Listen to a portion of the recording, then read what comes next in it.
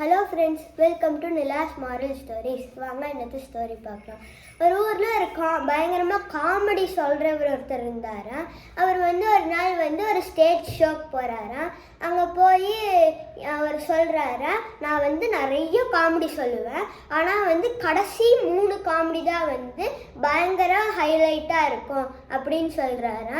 அந்த ஷோவில் இருந்தவங்க எல்லாருமே அந்த கடைசி 3 காமெடி கேட்குறதுக்கு தான் ரொம்ப ஆர்வமாக இருந்தாங்களா. அவர் ஸ்டார்டிங்லேருந்து எல்லாமே பயங்கர காமெடியாக தான் சொல்கிறாரா. எல்லாரும் சிரிச்சிட்டு இருந்தாங்களா.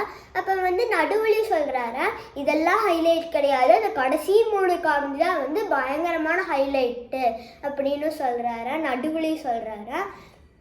அப்புறம் அந்த ஷோ முடிகிற டைம் வந்துருச்சா, அந்த ஃபஸ்ட்டு காமெடி அப்படின்னு சொல்கிறாரா.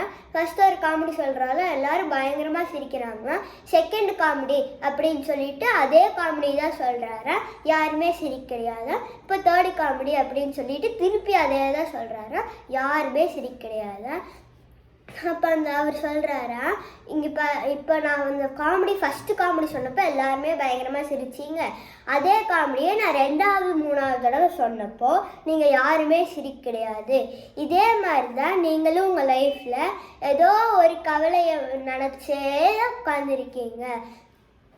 இப்போ நான் ஃபஸ்ட்டு காமெடி சொன்னப்போ சிரிச்சிங்க, செகண்ட் தேர்டு காமெடி சொல்கிறப்ப சிரிக்காமல் இருந்தீங்க. அதே மாதிரி தான் நீங்கள் உங்கள் லைஃப்பில் ஒரே ப்ராப்ளம்க்கு திருப்பி கவலைப்பட்டு உங்களை நீங்களே கஷ்டப்படுத்திக்கிறீங்க அப்படின்னு சொல்லிட்டு சொன்னாரா.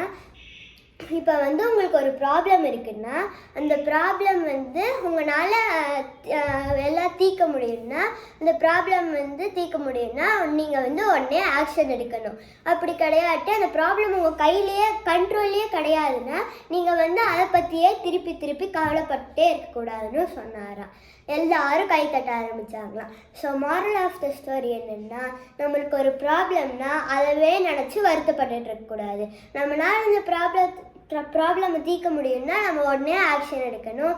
நம்மளால் இந்த ப்ராப்ளம் நம்ம கண்ட்ரோல்லே கிடையாதுன்னா நம்ம அதவே நினச்சி வருத்தப்பட்டுட்டு இருக்கக்கூடாது. தேங்க்யூ.